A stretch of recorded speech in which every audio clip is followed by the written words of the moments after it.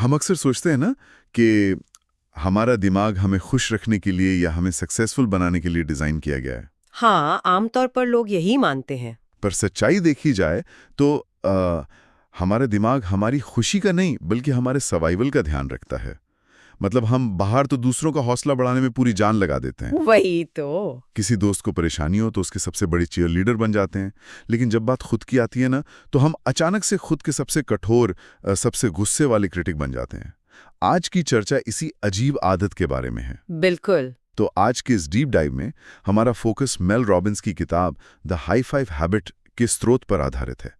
इस गहरे विश्लेषण का मिशन ये समझना है कि कैसे सिर्फ एक 5 सेकंड का फिजिकल एक्शन हमारे दिमाग की बरसों पुरानी सेल्फ डाउट वाली प्रोग्रामिंग को तोड़कर वहां सेल्फ कॉन्फिडेंस इंस्टॉल कर सकता है। और इस ओवर प्रोटेक्टिव दिमाग की साइकोलॉजी को समझना ही सबसे पहला कदम है। सही कहा। अगर हम खुद की आलोचना करने के रीजन को तलाशें तो लगता है शायद हम में टैलेंट की कमी है या फिर हम सफिशिएंटली मोटिवेटेड नहीं है।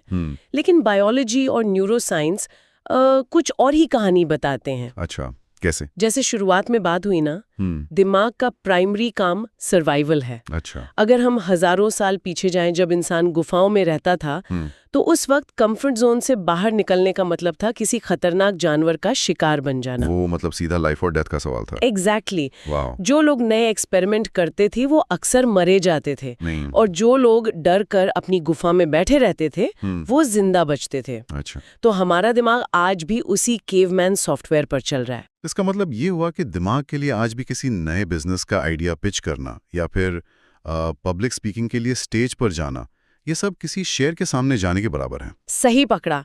वो इन अनजान सिचुएशंस को लिटरली एक लाइफ और डेथ थ्रेट की तरह देखता है। दिमाग के अंदर एक छोटा सा हिस्सा होता है जिसे एमिगडाला कहते हैं। हाँ, जो डर को कंट्रोल करता है। हाँ, जो डर को प्रोसेस करता है। जब भी हम कुछ नया करने का सोचते हैं जहां फेलियर, रिजेक्शन या एम्बैरेसमेंट का डर हो, तो दिमाग तुरंत एक प्रोटेक्टिव मैकेनिज्म ऑन कर देता है। वो हमें रोकने की कोशिश करता है। बिल्कुल। वो नकारात्मक विचार पैदा करने लगता है, जैसे तुमसे नहीं होगा, लोग क्या कहेंगे, या तुम इसके काबिल नहीं हो।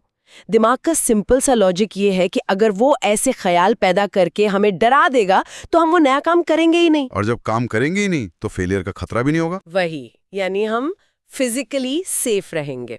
अनार, इसको एक दूसरे नजरिए से देखें ना, तो दिमाग एक बहुत ही ओवर प्रोटेक्टिव बॉडीगार्ड की तरह काम कर रहा है। ओवर प्रोटेक्टिव बॉडीगार्ड, ये एनालॉजी अच्छी है। हाँ, देखिए, एक ऐसा बॉडीगार्ड जो हमें चोट लगने के डर से या गिरने के डर से कभी घर से बाहर ही नहीं निकलने देता। वो हमें एक सेफ कमरे में बंद कर देता और कहता है कि देखो, तुम यहाँ बिल्कुल महफूज हो, बाहर तो बहुत खतरा है। वही तो। लेकिन उस चक्कर में हम पूरी दुनिया देखने से, नए एक्सपीरियंसेस लेने से चूक जाते हैं। पर यहाँ एक अजीब सा कॉन्ट्रडिक्शन नजर आता है मुझे। क्या कॉन्ट्रडिक्शन? अगर इस बॉडीगार्ड का काम हमें बचाना है, तो आखिर में ये प्रोटेक्टिव सिस्टम ही सेल्फ सैबोटाइज बनकर हमारी सफलता का दुश्मन क्यों बन जाता है? हम खुद अपना नुकसान क्यों करने लगते हैं? देखिए, इसका जवाब ये है कि वो बॉडीगार्ड रिस्क और ग्रोथ के बीच का फर्क नहीं समझता। अच्छा। जब ये बॉडीगार्ड मैकेनिज्म ओवर एक्टिव हो जाता है ना, तो हम अनजाने में अपनी ही राह में कांटे बिछाने लगते हैं, जिसे सेल्फ सैबोटाज कहते हैं। इसका सबसे आम रूप है प्रोक्रास्टिनेशन, यानी जरूरी कामों को आखिरी वक्त तक टालना। सही। अक्सर लोग समझते हैं कि प्रोक्रेस्टिनेशन आलस या टाइम मैनेजमेंट की कमी है, पर न्यूरोसाइंस के मुताबिक प्रोक्रेस्टिनेशन आलस नहीं है, वो डर को मैनेज करने का एक तरीका है। Wait, really? आलस नहीं है। नहीं। दिमाग फेल होने के इमोशन से बचने के लिए काम को पुश करता रहता है। एक और तरीका सेल्फ सैबोटाज का ये है कि जब कोई बड़ा और अच्छा मौका मिलता है तो लोग खुद को कम आंक कर पीछे हट जाते हैं। हाँ, अंदर की आवाज कहती है कि कोशिश ही मत करो। बिल्कुल। वो बोलती है, अगर मैं कोशिश ही नहीं करूंगा तो फेल होने का दुख भी नहीं झेलना पड़ेगा। ये दिमाग का एक ट्विस्टेड तरीका है खुद को हर्ट होने से बचाने का, जो आखिर में सबसे बड़ा नुकसान कर बैठता है। तो अब सवाल ये उठता है कि इस ओवर प्रोटेक्टिव बॉडीगार्ड को प्रैक्टिकली शांत कैसे किया जाए? इस किताब और उसकी रिसर्च के मुताबिक इस मैकेनिज्म को बाईपास करने का सबसे प्रैक्टिकल तरीका वही हाई फाइव हैबिट है। हाँ, वही सबसे सिंपल हैक है। और ये आइडिया अपने आप में बहुत काउंटर इंट्यूटिव है। इसमें करना यह है कि रोज सुबह उठकर आईने के सामने खड़े होना है, खुद को देखना है और फिर अपना हाथ उठाकर शीशे में खुद को एक हाई फाइव देना है। मतलब सुनने में शायद थोड़ा अजीब लगे, अजीब लगना लाजमी है, पर इसके पीछे की साइकोलॉजी को तोड़कर देखने पर समझ आता है कि आखिर हाई फाइव ही क्यों चुना गया। हाँ, हम चाहते तो खुद को आईने में देखकर शाबाशी दे सकते थे या फिर थपथपा सकते थे। सही बात है। लेकिन हाई फाइव का हमारे दिमाग में एक अलग ही न्यूरल नेटवर्क है। वो कैसे? अगर बचपन से लेकर आज तक देखें तो हाई फाइव हमेशा जीत, सपोर्ट, सेलिब्रेशन और गुड जॉब का प्रतीक रहा है। स्पोर्ट्स में खिलाड़ी जीतने पर हाई फाइव देते हैं, दोस्तों के पास होने पर हम हाई फाइव देते हैं। हाँ, सेलिब्रेशन वाली फीलिंग आती है। बिल्कुल। किसी भी कल्चर में देखिए, किसी भी भाषा में दिमाग के अंदर हाई फाइव का मतलब किसी भी नकारात्मक चीज, सजा या डर से जुड़ा हुआ नहीं है। इसीलिए जब शीशे में खुद को हाई फाइव दिया जाता है तो दिमाग की वो बरसों पुरानी आलोचना वाली आवाज 1 सेकंड के लिए पॉज हो जाती है। अच्छा, मतलब उसको समझ नहीं आता कि अब गाली दूं या सेलिब्रेट करूं। वही, दिमाग इस फिजिकल एक्शन को बिना किसी कंफ्यूजन के सीधे एक पॉजिटिव, सपोर्टिव मैसेज की तरह पकड़ता है। लेकिन एक मिनट, थोड़ा प्रैक्टिकल ग्राउंड पर आते हैं अब। अगर कोई पहली बार रोज सुबह आईने में खुद को देखकर हाई फाई देने की कोशिश करे तो ये बहुत ही ऑकवर्ड लगता है। बहुत ऑकवर्ड लगता है शुरू में। हाँ, ऐसा लगता है जैसे हम कोई बचकाना हरकत कर रहे हैं। अकेले रूम में करते वक्त भी लगता है कि कोई देख लेगा तो क्या सोचेगा। मेरा मेन डाउट ये है कि दिमाग की जो नेगेटिव प्रोग्रामिंग 20 या 30 साल से चल रही है, क्या वो सच में सिर्फ शीशे में अपना हाथ उठाने जैसी छोटी और थोड़ी अजीब फिजिकल हरकत से टूट सकती है? ये बहुत वैलिड सवाल है, पर ये ऑकवर्डनेस फील होना दरअसल इस बात का सबसे बड़ा सबूत है कि हमें इस हैबिट की जरूरत है। कैसे? हमारा दिमाग खुद को क्रिटिसाइज करने का इतना आदी हो चुका है कि खुद को सेलिब्रेट करना उसके लिए फॉरेन कॉन्सेप्ट लगता है। देखिए, दिमाग एक पैटर्न रिकग्निशन मशीन है। वो हर डेली एक्शन को रिकॉर्ड करके एक हैबिट लूप बनाता है, एक आदत का चक्र। हाँ, सही। अगर सालों से शीशे में देखकर अपनी कमियां निकालना, जैसे मेरा वजन बढ़ गया है या चेहरे पर निशान है, अगर यही हमारी आदत रही है तो दिमाग वही लूप चलाएगा। तो इस पुराने लूप को तोड़ना तो मुश्किल होगा। मुश्किल है, पर इस बरसों पुराने लूप को तोड़ने का जवाब एक साइंटिफिक प्रोसेस में है जिसे न्यूरोप्लास्टिसिटी कहते हैं। न्यूरोप्लास्टिसिटी, इसे थोड़ा एक्सप्लेन करें। न्यूरोप्लास्टिसिटी ये बताती है कि दिमाग रिजिड नहीं है। उसकी वायरिंग किसी भी उम्र में बदली जा सकती है। नई आदतों से नए न्यूरल पाथवेज बनाए जा सकते हैं। और इस नई वायरिंग या पैथवेज के बनने का प्रोसेस फिजिकली दिमाग में कैसे काम करता है, इसे थोड़ा आसान शब्दों में समझना बेहतर होगा। इसे ऐसे इमेजिन करते हैं कि हमारे दिमाग में पुराने नकारात्मक विचार और सेल्फ डाउट एक चौड़ी पक्की हुई मेन हाईवे सड़क की तरह होते हैं। एक हाईवे, ठीक है। क्योंकि पिछले सालों से वहां लगातार ट्रैफिक चल रहा है। जब भी थोड़ी सी परेशानी आती है या कोई नया चैलेंज मिलता है, दिमाग का रिएक्शन तुरंत उस पक्के हाईवे पर दौड़ने लगता है कि मुझसे नहीं होगा। हाँ, डिफॉल्ट मोड वही बन गया है। वही। दूसरी तरफ नए सकारात्मक विचार या खुद पर भरोसा करना शुरुआत में जंगल की एक कच्ची अनछुई पगडंडी जैसे होते हैं। वहां पहले से कोई रास्ता साफ नहीं है, रास्ता बनाना पड़ता है। बिल्कुल। लेकिन जब शीशे में देखकर रोज हाईफाई दिया जाता है तो हम उस नई कच्ची पगडंडी पर एक बार चलते हैं। रोज की आदत से उस पगडंडी के पौधे और कांटे साफ होने लगते हैं और धीरे धीरे वो कच्चा रास्ता चौड़ा होता जाता है। वाओ। और एक दिन ऐसा आता है जब वो नया पॉजिटिव रास्ता मेन हाईवे बन जाता है और दिमाग का पुराना नकारात्मक हाईवे जिसका इस्तेमाल बंद हो गया है, दिमाग उसकी वायरिंग काट देता है और वो सड़क वापस जंगल बन जाती है। ये कंपैरिजन वाकई में आंखें खोलने वाला है। हम लिटरली अपने दिमाग का फिजिकल आर्किटेक्चर रोज बदल सकते हैं अपने हरकतों से। और इस नए हाईवे को बनाने के प्रोसेस में एक बहुत ही जरूरी केमिकल अपना रोल प्ले करता है, डोपामीन। हाँ, डोपामीन। अक्सर लोग डोपामीन को सिर्फ प्लेजर या किसी गलत आदत से जोड़ते हैं ना, पर यहाँ इसका रोल मोटिवेशन और रीवायरिंग का है। सही पकड़ा। डोपामीन दरअसल प्लेजर से ज्यादा मोटिवेशन और रिवॉर्ड की एंटिसिपेशन का केमिकल है। अच्छा। जब हम कोई ऐसा काम करते हैं जिसे दिमाग पॉजिटिव मानता है तो डोपामीन रिलीज होता है जो हमें वो काम दोबारा करने के लिए मोटिवेट करता है। जब आप शीशे में हाई फाइव देते हैं तो जैसा कि हमने बात की, दिमाग के लिए ये यूनिवर्सली रिकॉग्नाइज्ड पॉजिटिव इवेंट है। तो फौरन एक रिवॉर्ड सिग्नल जाता है। हाँ, तो जैसे ही हाथ आईने पर टच होता है, दिमाग तुरंत डोपामीन का एक शॉट रिलीज करता है। इसे एक्शन रिवॉर्ड लूप कहते हैं। अब तक लोग मोटिवेशन के लिए दूसरों पर निर्भर थे। अगर ऑफिस में बॉस ने तारीफ कर दी या सोशल मीडिया पर लाइक्स आ गए तो दिमाग में डोपामीन आता था। हाँ, बाहर से वैलिडेशन चाहिए होता था। लेकिन हाई-फाई से हम एक्सटर्नल वैलिडेशन पर इस निर्भरता को कट कर रहे हैं। मतलब अगर इस पूरे डोपामीन और वैलिडेशन के मैकेनिज्म को एक दूसरी तरह से देखें तो दूसरों की तारीफ का इंतजार करना अपने मोबाइल फोन को बार बार दीवार के किसी प्लग में चार्ज करने जैसा है। हाँ, बहुत अच्छा एग्जाम्पल है ये। अगर वहां बिजली आना बंद हो गई या दूसरों ने किसी दिन इग्नोर कर दिया तो मोटिवेशन की बैटरी डेड हो जाएगी। पर जब कोई शीशे के सामने जाता है, अपने आप को देखकर हाई फाइव देता है और खुद ही अपना डोपामीन रिलीज करवाता है, तो ये अपने अंदर ही एक पर्सनल सोलर पैनल लगा लेने जैसा है। बिल्कुल। अब एक्सटर्नल पावर सप्लाई पर डिपेंड नहीं है, इंसान खुद ही अपनी एनर्जी और अपने सेल्फ वर्थ का स्रोत बन गया। बाहर मौसम जैसा भी हो, कोई तारीफ करे या आलोचना, अपना इंटरनल सिस्टम चार्ज रखता है। बिल्कुल। और जब हम उस सोलर पैनल या अपने इंटरनल वैलिडेशन वाले मैकेनिज्म पर स्विच करते हैं ना, तो सबसे ज्यादा जिसको फायदा होता है वो है सेल्फ लव का कॉन्सेप्ट। सेल्फ लव तो आजकल बहुत बज़वर्ड बन गया है। वही तो, आजकल सेल्फ लव शब्द बहुत कैजुअली यूज होता है, लेकिन वास्तव में हमारा खुद से प्यार करना बहुत कंडीशनल या शर्तिया होता है। हमने अपनी ही दिमाग में कुछ चेकलिस्ट्स बना रखी होती हैं। हाँ, ये एक बहुत आम माइंडसेट है। जैसे जब मेरी प्रमोशन हो जाएगी तब मैं खुद को सक्सेसफुल मानूंगा, या फिर जब मेरा 10 किलो वजन कम हो जाएगा तब मैं खुद से प्यार करूंगा। सही कहा। लोग खुशी और सेल्फ एक्सेप्टेंस को हमेशा फ्यूचर में पोस्टपोन कर देते हैं, लेकिन इस हैबिट के पीछे की केमिस्ट्री हमें ये दिखाती है कि ये कंडीशनल सोच ही हमारी नाकामी का कारण है। सेल्फ लव कोई फिजिकल मंजिल या डेस्टिनेशन नहीं है जहां हमें फ्यूचर में पहुंचना है। बिल्कुल नहीं, ये एक डेली प्रैक्टिस है, एक मसल है जिसे रोज ट्रेन करना पड़ता है। हाई फाइव हैबिट से हम आईने में खुद को आज, इसी वक्त, बिना किसी शर्त और वैलिडेशन के एक्सेप्ट करना सीखते हैं। और इसमें एक और पॉइंट ध्यान देने वाला है। अगर आज की हालत में किसी इंसान का नर्वस सिस्टम खुद के खिलाफ चल रहा है, तो कल अगर उसे सक्सेस मिल भी गई तो भी वो खुश नहीं रह पाएगा, क्योंकि उसके दिमाग को खुश रहने की, खुद को अप्रिशिएट करने की आदत ही नहीं है। वो फिर कोई नई कमी निकाल लेगा। यही आदत हमें याद दिलाती है कि वैलिडेशन बाहर नहीं है। एग्जैक्ट पॉइंट यही है। इस पर एक और सवाल दिमाग में नेचुरली आता है। पूछिए। जब हमारी किसी दोस्त या करीबी से बात होती है और वो कोई गलती कर देता है या किसी इंटरव्यू में फेल हो जाता है, तो हम तुरंत उसका हौसला बढ़ाते हैं। हम कहते हैं कि कोई बात नहीं, सब ठीक हो जाएगा।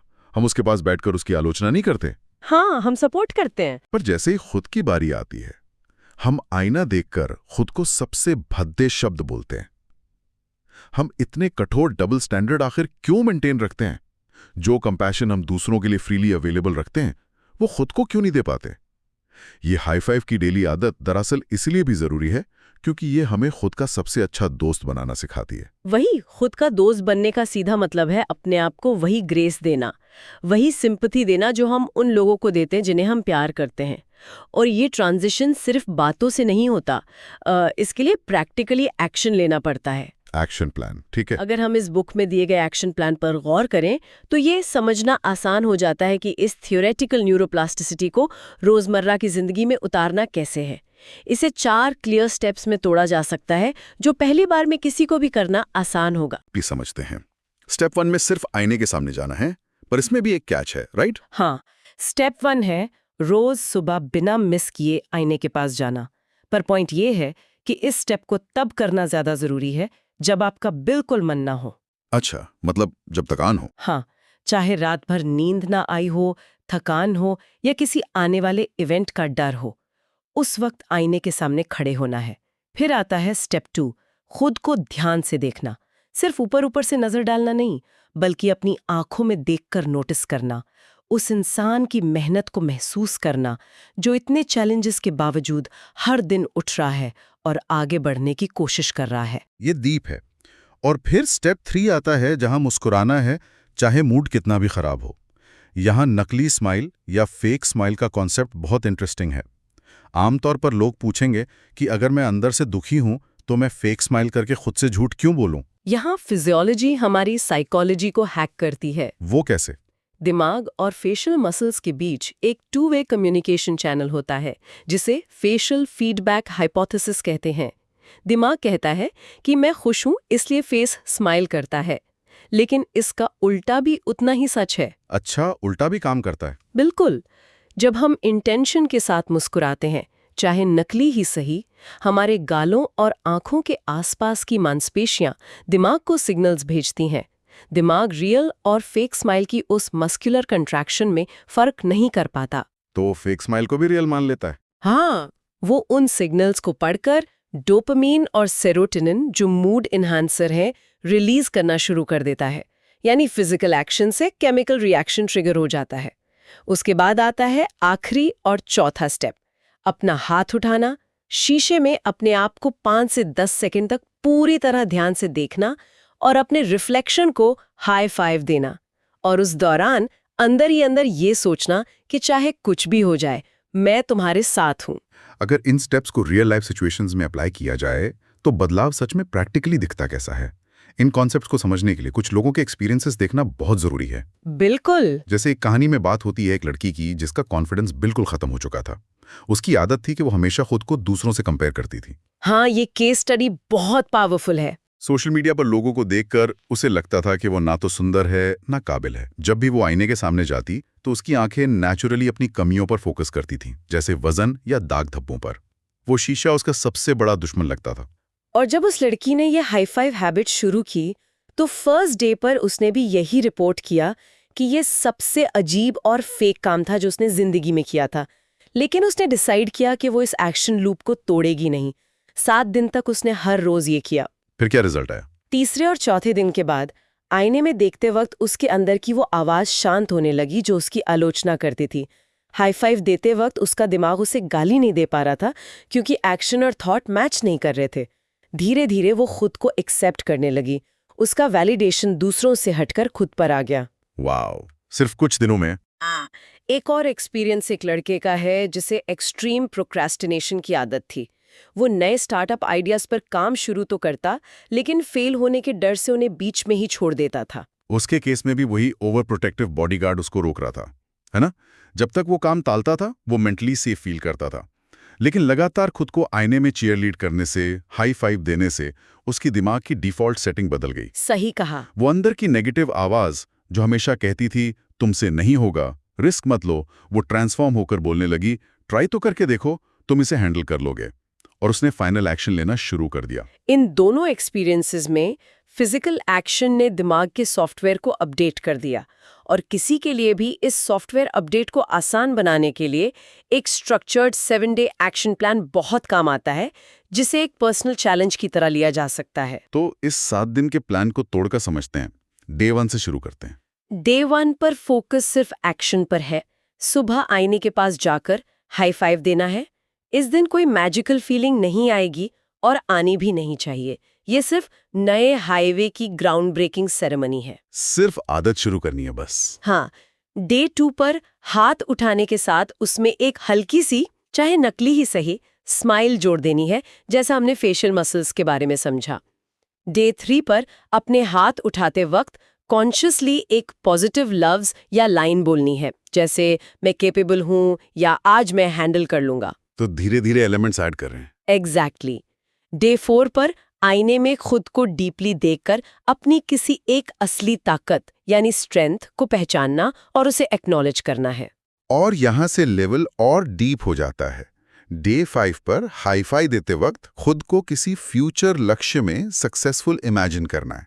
वो फीलिंग लानी है जैसे कि आने वाले समय में टारगेट को अचीव कर लिया गया हो। सही। फिर डे 6 पर अपनी पिछली किसी बड़ी अचीवमेंट, किसी पुरानी मुश्किल को पार करने वाले पल को याद करके खुद की सच्ची तारीफ करनी है।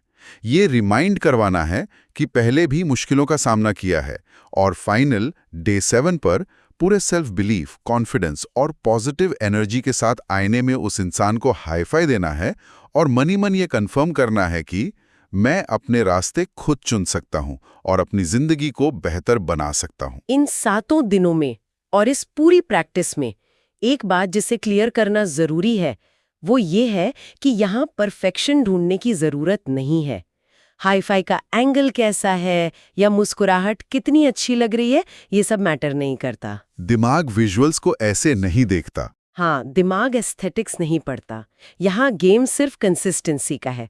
एक दिन में 100 बार हाई फाई देने से कुछ नहीं होगा, लेकिन रोज एक बार देने से दिमाग का न्यूरोप्लास्टिसिटी वाला फंक्शन एक्टिवेट होगा, नए न्यूरल पाथवेज तभी पक्के होते हैं जब उन पर लगातार दिन ब दिन चला जाए। तो आज के इस विस्तार से भरे डिस्कशन को अगर समेटा जाए तो एक सबसे बड़ी समझ ये निकल कर आती है कि सेल्फ डाउट या खुद पर शक करना हमारे कैरेक्टर का हिस्सा या कोई पक्की बीमारी नहीं है। ये बस हमारे उस पुराने केवमैन दिमाग की एक प्रोटेक्टिव आदत है जो अब हमारी आज की मॉडर्न लाइफ में आउटडेटेड हो चुकी है। बिल्कुल सही समरी है ये। न्यूरोप्लास्टिसिटी और डोपामिन के इस विज्ञान से और रोजाना सिर्फ 5 सेकंड की इस छोटी सी हाई-फाई हैबिट से हम सच में अपने माइंड की वायरिंग बदल सकते हैं।